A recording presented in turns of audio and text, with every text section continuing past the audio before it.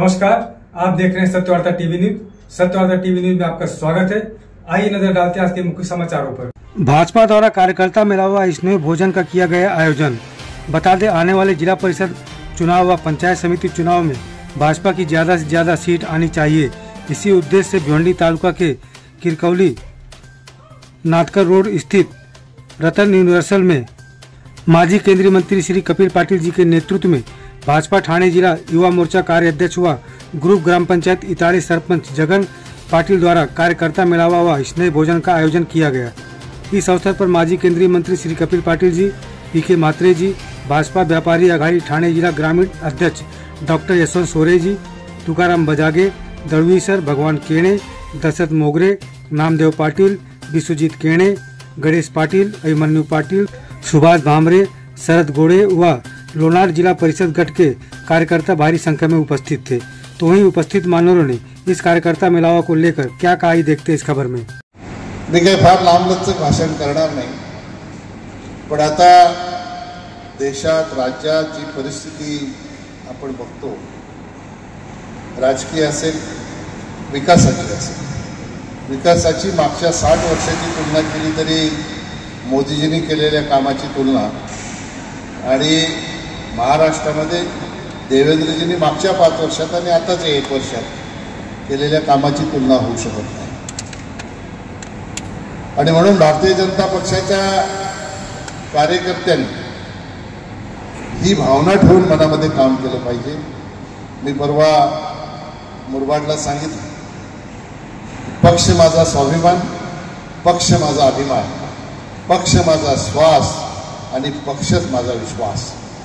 हा जो विश्वास पक्षाचा जनतेच्या प्रती आहे, तो जनतेचा विश्वास पक्षाच्या प्रती होण्यासाठी आपल्याला सगळ्यांना योगदान द्यायचं आहे। आणि म्हणून जिल्हा परिषदेच्या पंचायत समितीच्या निवडणुका आलेल्या आहेत। आता हे मला वाटतं 400-500 लोक तरी असतील।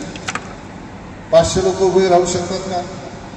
नाही राहू शकत। जो कोणी उभा राहील, ज्याला पक्ष उमेदवारी देईल, आपणच सगळे उमेदवार आहोत, अशा प्रकारची भावना ठेवून आपल्याला भविष्यामध्ये काम करायचं आहे। मी सांगलीला सांगितलं, तुम्ही सगळ्यांनी ऐकलं, काही लोक आले नसतील।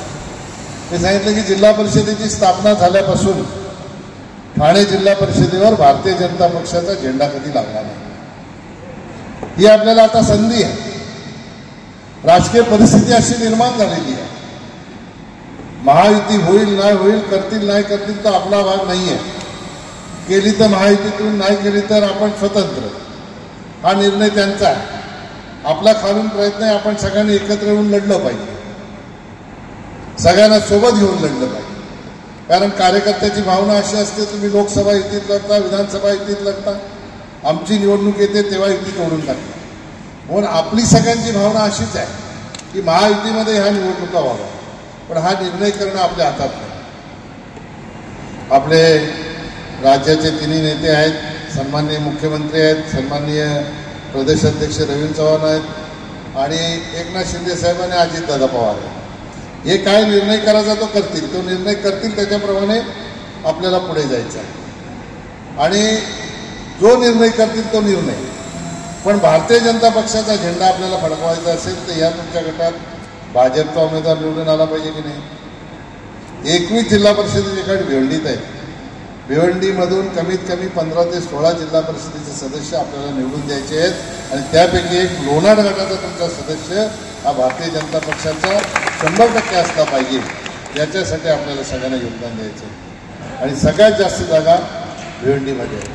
हे भिवंडीला जेव्हा पदाधिकारी होतील तेव्हा 2 पदाधिकारी मिळतील आणि म्हणून आपल्याला संधी आहे तिथून काम करण्याची, जिल्ह्याला ती जिल्ह्याची काम करण्याची संधी तुम्ही तुमच्या हातातून घालवू नका, अशा प्रकारची सूचना आपल्याला करतो। मला वाटतं हा भाग आता खूप जास्त डेव्हलप झालेला आहे। मी आता बघितल्यानंतर बाबगावचा नाका आमच्या मानकुली नाक्यापेक्षा चांगला दिसतो। तर मानकुली नाक्यावर असं विकास झाला का तो उबड असा मेन नाक्यावर तुमच्याकडे चांगला ब्रिज ओलांडल्याबरोबर चांगल्या सुंदर बिल्डिंग झालेल्या आहेत। पुढे आलो, अजून पुढे आलो की अजून पुढे चांगल्या बिल्डिंग झालेल्या। हे सगळे सक्षम लोक आहेत असं त्याचा अर्थ आहे, बरोबर ना? बरोबर। आहेत ना, सगळेच सक्षम लोक आहेत. त्यामुळे आपल्याला कोणत्याही प्रकारची अडचण आहे असं मला वाटत नाही. आणि म्हणून सगळ्यांनी जाणीवपूर्वक येणाऱ्या या निवडणुकीसाठी आतापासून योगदान देण्याची आवश्यकता आहे. ते देण्याचं काम आपण करावं. आज आपण एकत्र आलो, तसं जेव्हा जेव्हा तुम्ही एकत्र याल तेव्हा एकच ध्यास ठेवला पाहिजे की ह्या गटातली जागा आपल्याला जिंकायची आहे आणि जिल्हा परिषदेला पाठवायची आहे. जी आपल्याला जिंकलेली जागा आहे ती परत आपल्याला मिळवायची. उद्या आता हे उभाटामधून आपल्याकडे आलं, उभाटावाल्यांनी असा विचार करायला नको की आमची जागा आहे ती आम्ही घेणार. ते आपल्यासोबत आल्यामुळे पुन्हा ती जागा भारतीय जनता पक्षाचीच निवडून आली पाहिजे. त्याच्यासाठी सगळ्यांनी योगदान द्यावं अशा प्रकारची सूचना आपल्याला मी करतो. लोणार जिल्हा परिषद गटाच्या कार्यकर्ता मेळाव्यासाठी उपस्थित आदरणीय माजी केंद्रीय मंत्री कपिल पाटील साहेब, युवा मोर्चा प्रदेश उपाध्यक्ष देवेश पाटील, व्यापारी आघाडी जिल्हा अध्यक्ष यशवंतजी सोरे आणि आपल्या लोकसभा क्षेत्रासाठी ज्यांनी विस्तारक म्हणून काम केलं ते तुकाराम बजागे, दलवी सर, केने साहेब, सन्माननीय व्यासपीठ आणि उपस्थित सर्व लोणार गटातील प्रमुख पदाधिकारी, कार्यकर्ते. लोणार गट हा सर्वांनी सांगितल्याप्रमाणे भाजपाचा बालेकिल्ला. हा पहिल्यापासून म्हणजे प्रत्येक वेळी या ठिकाणी कार्यकर्त्यांच्या माध्यमातून एक चांगलं संघटन या ठिकाणी झालेलं होतं. आणि मला वाटतंय आपल्या गटावर भाजपाचे ज्येष्ठ नेते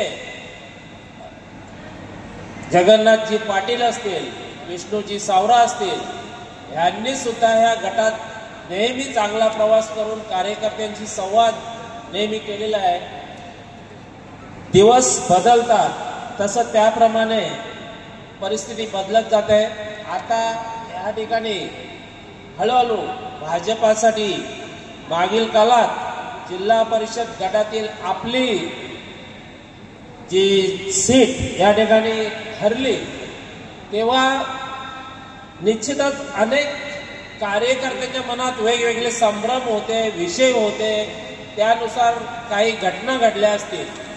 पण मित्रांनो, आताच तुकाराम बजागेंनी जे सांगितलं की कार्यकर्त्यांनी नेहमी कमळ हा विषय समोर ठेवून आपल्याला एकच लक्ष कमळ.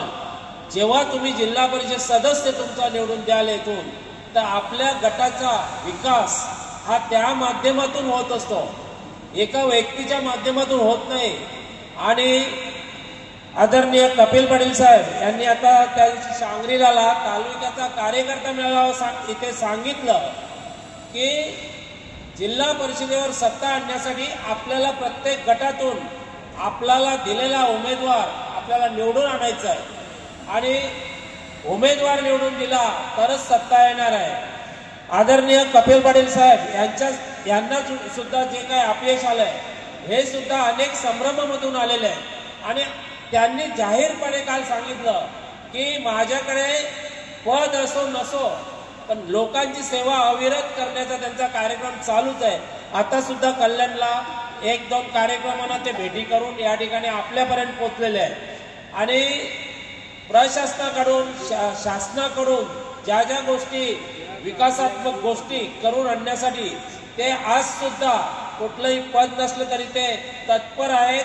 आणि कामं सगळ्यांची जी अडचणीची कामं असतात ते आज पण करत असतात. आणि नेता ज्याला आपण मानत असतो, नेत्याविषयी जे विचार कोणी आणत असतील, मागील उमेदवारीविषयी काय तुम्हाला शंका आल्या असतील, उमेदवारी अमुकाला दिली, नेत्यांनी दिली, कोणी दिली. उमेदवारी देताना जिल्ह्याची कार्यकारिणी असते, कमिटी असते, कमिटी ठरवत असते. आता तर आपल्या पूर्वी प्रदेशाध्यक्ष कुठल्या तरी जिल्ह्यातून असतील, कुठून असतील, आता प्रदेशाध्यक्ष आपल्या जिल्ह्यातून आहेत.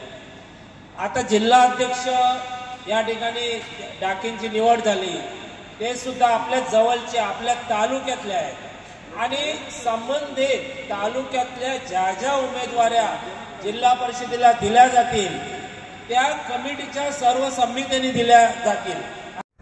इसी तरह सबसे पहले खबरों को देखने के लिए हमारे चैनल को सब्सक्राइब करें, लाइक करें, शेयर करें। धन्यवाद।